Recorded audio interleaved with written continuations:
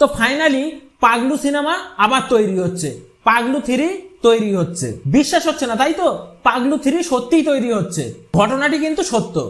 বর্তমানে খাদান এবং টেক্কা এই দুটো সিনেমাকে ঘিরে বাংলা ইন্ডাস্ট্রি কিন্তু একটু নেক্সট লেভেলেই পৌঁছে গেছে। ঠিক তার মাঝেই হঠাৎই একটি নিউজ শুনে একটু অন্যরকম ফিলিংসই আসলো। সুরিন্দর ফিল্মসের অফিসিয়াল পেজ থেকে একটি ভিডিওর মাধ্যমে আমরা জানতে পারলাম, যেখানে জিৎ গাঙ্গুলি নিজেই বলেছেন যে আমরা পাগলু 3 তৈরি করতে চলেছি। হ্যাঁ, পাগলু 3 তৈরি হচ্ছে। তো আমি এটাই বলবো, জিদ্দা মানে জিৎ গাঙ্গুলি যখন নিজের মুখে এই কথাটি বলেছেন যে আমরা পাগলু 3 তৈরি করছি, তাহলে তিনি কিন্তু কিছু না জেনে বা কিছু আলোচনা না করেই কিন্তু এমনি এমনি বলে দেননি যে আমরা পাগলু 3 তৈরি করছি। কোনো না কোনো কিছু তার সঙ্গে আলোচনা হয়েছে বা কথা হয়েছে বলেই তিনি কিন্তু এই কথাটি আমাদেরকে জানিয়েছেন বা এই কথাটি শেয়ার করেছেন। তো জাস্ট ভাবতে পারছো, যদি পাগলু সেই দেবদাকে আবার আমরা পাগলু চরিত্রে দেখতে পাই, সত্যি যদি আবার পাগলু 3 তৈরি হয়, তাহলে কি হবে ভাবতে পারছো? বাংলা ইন্ডাস্ট্রিতে জাস্ট রেকর্ড তৈরি হবে, রেকর্ড।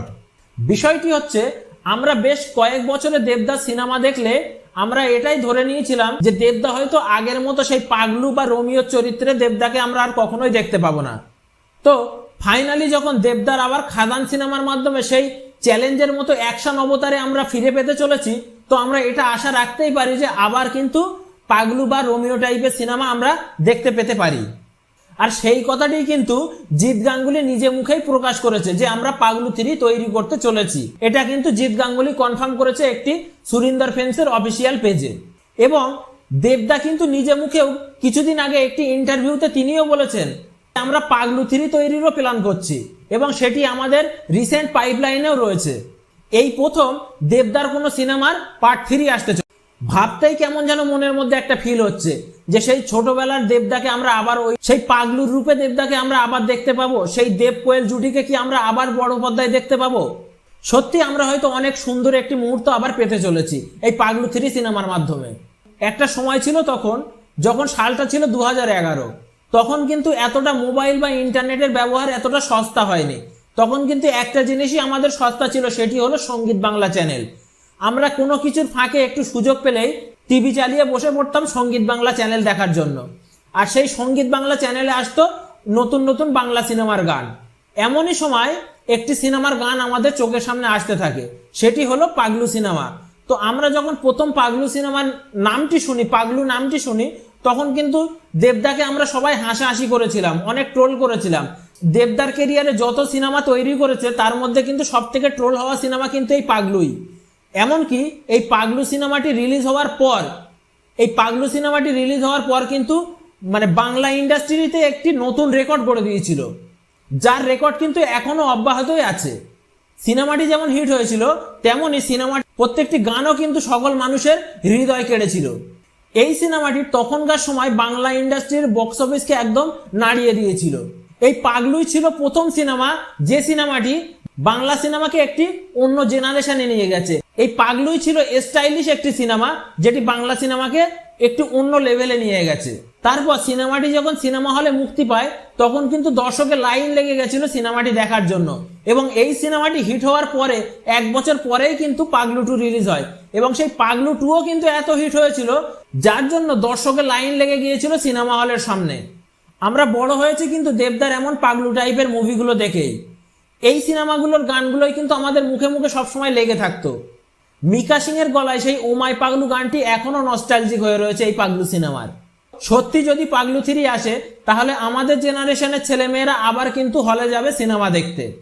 এই পাগলু সিনেমার 2টো পার্টের সমস্ত গানগুলোই কিন্তু সুপারহিট হয় এবং যার কিন্তু পুরো ক্রেডিট রয়েছে মিউজিক ডাইরেক্টর জিৎ গাঙ্গুলির উপর। এবং আমি তাই আশা করব এই পরবর্তী পার্ট 3 যদি আসে, পাগলু 3 যদি আসে, সেই পাগলু 3রও মিউজিক ডাইরেক্টর কিন্তু জিৎদাই থাকবেন।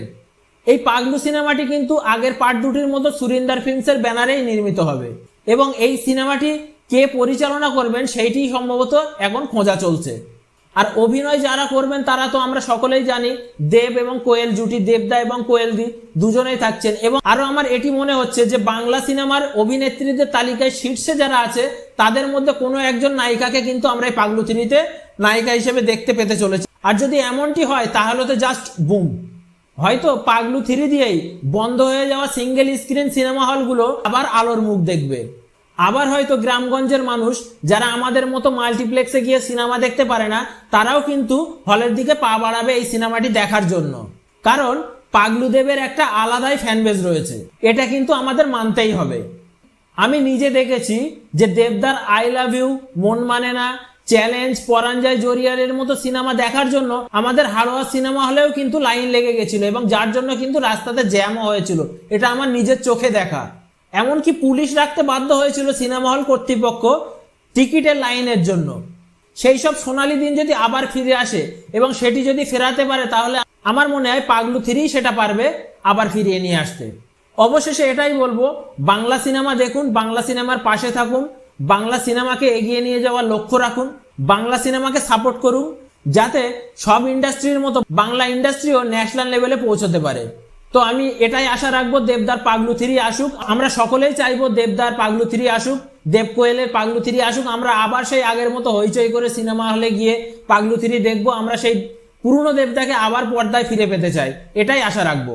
তো ভিডিওটিতে যদি কিছু ভালো লাগে বা যদি আমাকে কোনো প্রশ্ন করার থাকে, তাহলে আমাকে কমেন্ট করতেই পারো। ধন্যবাদ।